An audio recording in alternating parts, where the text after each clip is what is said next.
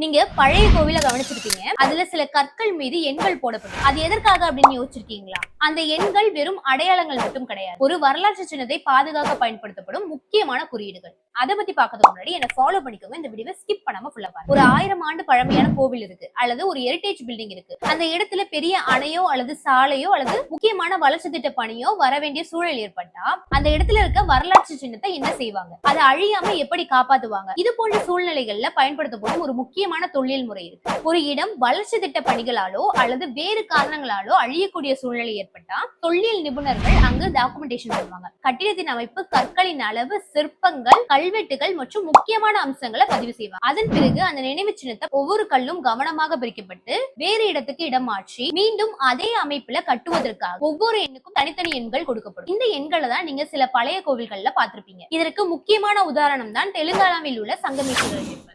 ஸ்ரீசைலம் அணை திட்டத்தால் நீரில் மூழ்கும் அபாயத்தை சந்தித்த இந்த கோயில் முழுமையாக ஆய்வு செய்யப்பட்டு டாக்குமெண்டேஷன் செய்யப்பட்டு கற்கள் ஒவ்வொன்றாக பாதுகாப்பாக பிரிக்கப்பட்டு புதிய இடத்திற்கு இடமாற்றம் செய்யப்பட்டு ரீகன்ஸ்ட்ரக்ஷன் செய்யப்பட்டிருக்கு. இப்படிப்பட்ட பாதுகாப்பு முறையை தான் சால்வேஜ் ஆர்கியாலஜி அல்லது ரெஸ்கியூ ஆர்கியாலஜி சொல்லுவோம். வளர்ச்சியும் வரலாற்று பாதுகாப்பும் இணைந்து செல்ல முடியும் அப்படின்றதுக்கான ஒரு சிறந்த உதாரணம் தான் இது. பழமையான நினைவு சின்னங்களை இடமாற்றம் செஞ்சு பாதுகாப்பது சரியா அல்லது இருந்த இடத்திலேயே பாதுகாக்கப்பட வேண்டும்? கமெண்ட்ல சொல்லுங்க.